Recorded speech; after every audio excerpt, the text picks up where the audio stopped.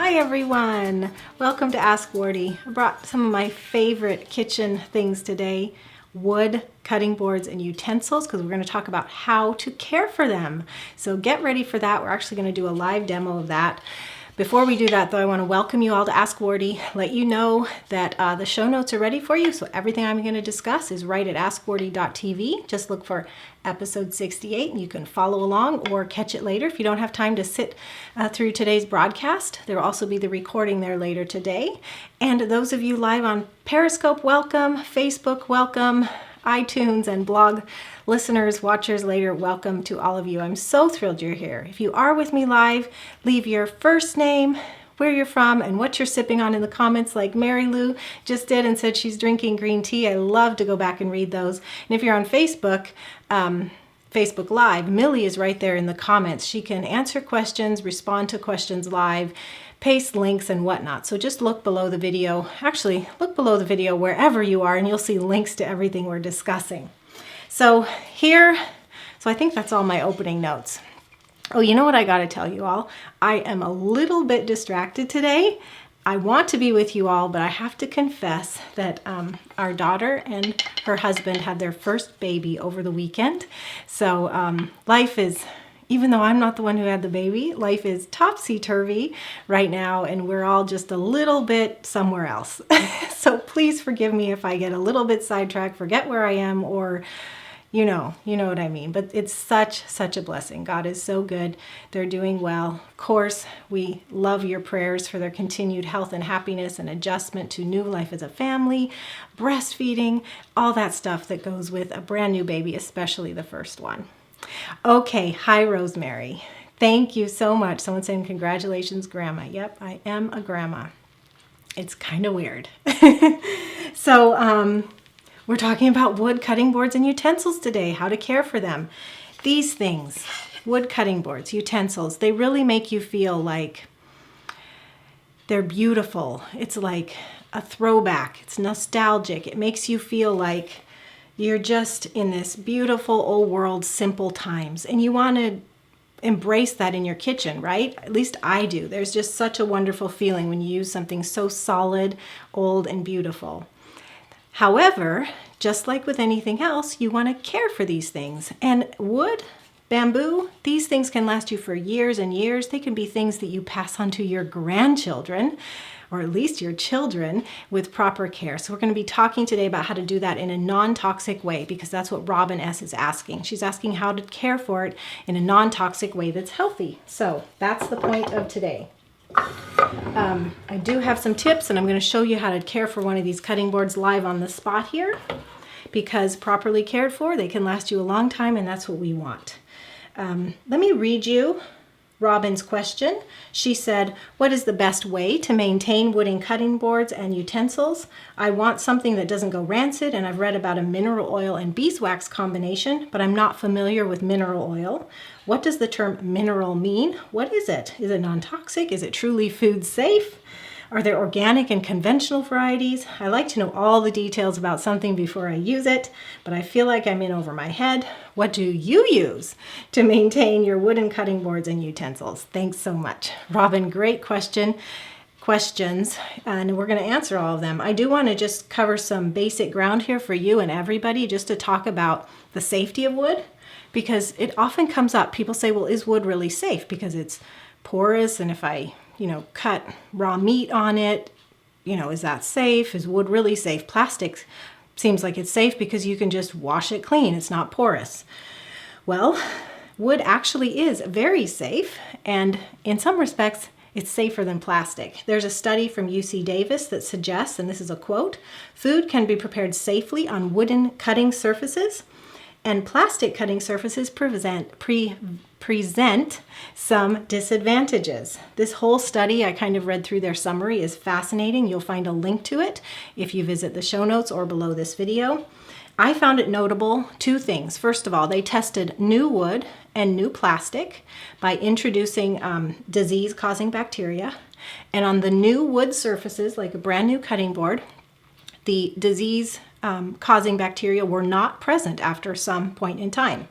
On the plastic, The plastic surface did allow the disease-causing bacteria to persist. However, it was easily wiped clean. So with new wood, new plastic, you could basically ensure that it's safe. Now, the interesting part comes in when you talk about old wood and old plastic. Because with old wood, it tends to act just like new wood. In other words, it doesn't matter if it's got cuts and scratches and whatnot on it. The disease-causing bacteria did not persist over time. Now, the kicker here is the old plastic, where you may have cuts and nicks in it. If old plastic is knife scarred, it's nearly impossible to clean and disinfect manually. So that's where your advantage comes in. Wood provides a safe place to prepare your food, whether it's old wood or new wood. Whereas with plastic, you're looking at having to have new plastic and having to toss and buy frequently plastic that gets knife scarred because you cannot clean and disinfect it manually sufficiently. Make sense, everyone?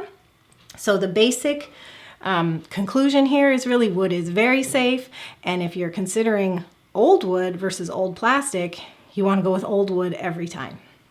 Now, how to clean them, because this is Robin's question, how to clean wood cutting boards and utensils.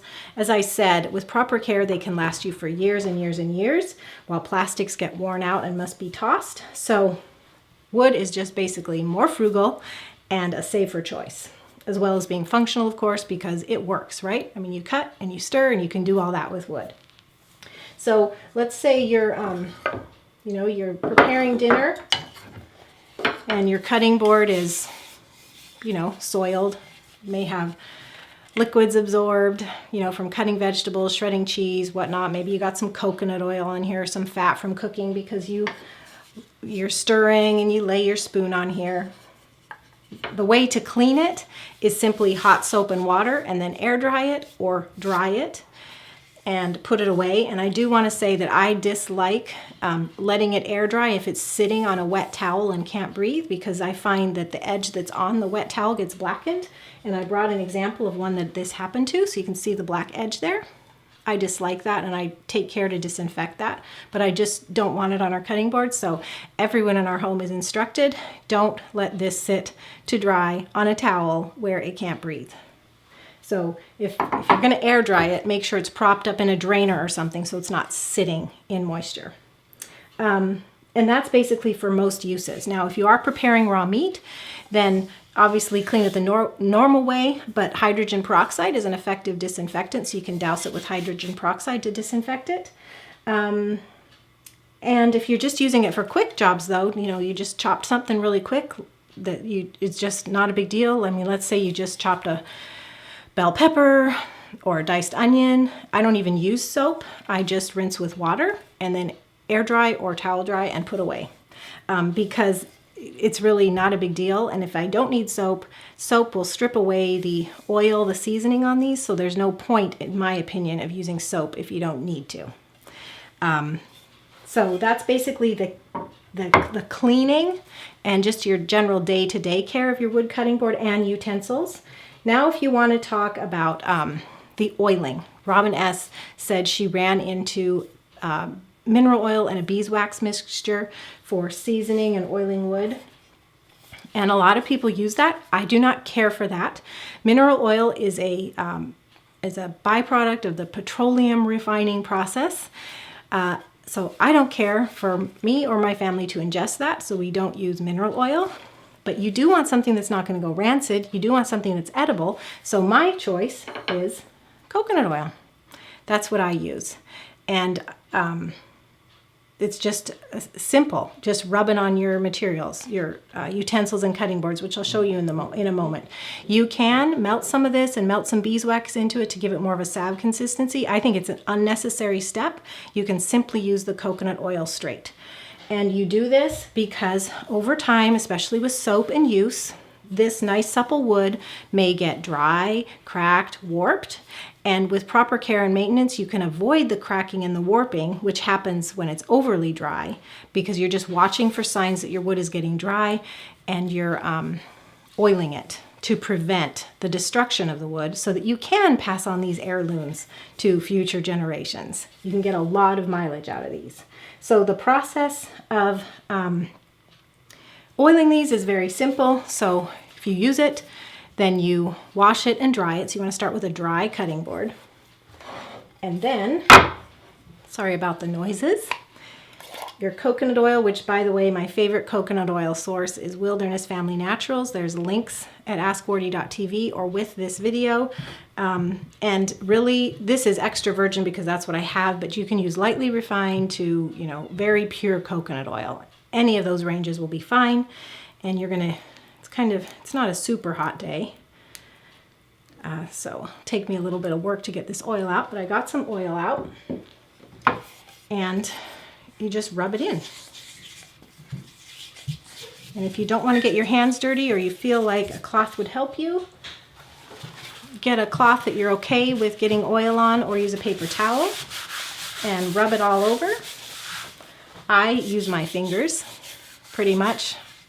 Got good control, and then I don't end up with the towel absorbing oil and the wood being left without. It's just an efficiency thing here for me. So rub it all over, and then you just let it dry. And during the drying, it really is absorbing the oil into the wood. It'll take some time to absorb it. If your wood's really dry, maybe you have to do a couple treatments before you notice that it looks supple and moist again. And a really, really good time to do this is like after the dinner dishes are done. You know, you can go through and rub down anything that needs treating, and then in the morning you're waking and you're finding that it's absorbed and you're ready to go. And if there is any excess in the morning after soaking time, then you can rub it clean. That's really the process. So start with clean and dry cutting boards or utensils, rub with coconut oil, allow it to absorb, so overnight or so, and then take off the excess and you're good to go. Really, really simple process. And I think you can probably tell the difference. This one was a little bit dry, kind of like this one is dry. It's ready for a treatment. And now it looks nice and supple.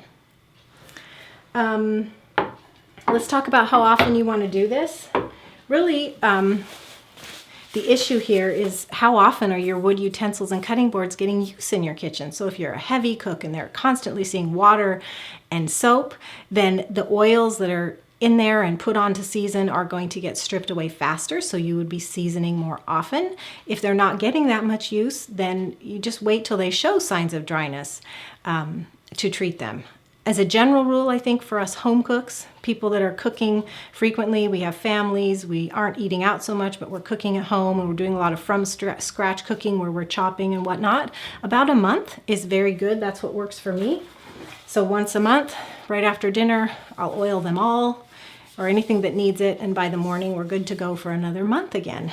I want to point out though, there's some things in the kitchen that don't get as frequent of use as cutting boards and utensils. By the way, the utensil process is the same, just rub with oil and leave it to absorb. So things that don't get as much use still need to be oiled, seasoned if you will, but they're not getting as much use, so they don't need to be as frequent. That would be things like a butter mold. I brought this, but I have other things. I have a Prepper Pro from Homesteader Supply that's like a kraut pounder. I have a olive wood mortar and pestle. I have a cheese press. All of these that are wood and need seasoning with oil periodically, but not as often as the cutting boards. And I want to say that if you do use a butter mold, the butter itself is a seasoning. So I don't often have to season the inside of here where the butter is, but I'll season the outside. And I do have a practice too when I do butter, is when I'm done, if there's any butter on the inside, instead of washing it away, I'll scrape it and I'll rub it all on the outside. And anyway, so butter can be self-seasoning. Another point here is if you're using your wooden utensils, like in your, cooking or sauteing or whatnot, fatty meat, they can be self-seasoning by what you're cooking. So just keep an eye on things. And if it's looking dry, if it's starting to crack, you want to jump in there and season so these things can last you a long time. You can visit askwardee.tv for the links and the complete notes of everything I've shared here today. It's episode 68. You'll find links to coconut oil. I want to invite you to, if you haven't already, if you're interested in traditional cooking, to check out our free traditional cooking video series. There will be a link for that below this video, or you can go to tradcookschool.com/freevids. Freevids. It's all one word. And it'll give you a taste of what's inside traditional cooking school, because we have all kinds of classes on traditional cooking, sourdough and fermenting and culturing dairy and pressure cooking, even using the Instant Pot. So if you want a taste of what's inside, go sign up for our free video series. I'd love to see you there. Well, everyone, I think that's a wrap. It's been Ask Wardee for another week. I'm so thrilled you were here, and I hope you'll join me if you are live next week, same time, same place. But if you're checking out a recording, look forward to another episode next week where I answer another of your questions on traditional cooking. And I want to give a special thanks to Robin for submitting today's question. Robin, I hope this was helpful. If you need any more information, of course, you can visit askwardee.tv episode 68 and leave a comment, and we'll be sure to reply. Thanks, everyone. God bless you. Bye-bye.